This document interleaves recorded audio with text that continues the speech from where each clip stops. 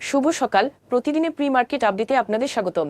গতদিন DSEX 39.09 point বা 0.79% বৃদ্ধি পেয়ে 4,993 পয়েন্টে অবস্থান নিয়েছে।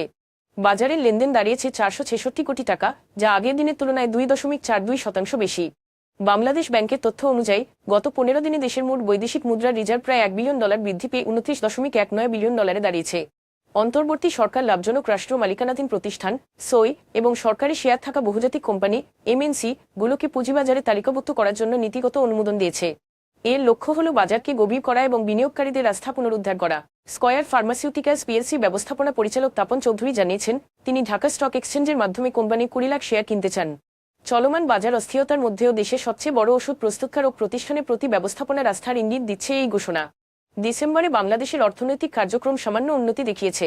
পার্চেজিং ম্যানেজার্স ইন্ডেক্স পিএমআই নভেম্বরের তুলনায় 0.2 পয়েন্ট বেড়ে 54.2-এ পৌঁছেছে। তবে অধিকাংশ খাত সম্প্রসারণ দেখালে নির্মাণ খাত আবার সংকোচনে ফিরে গেছে।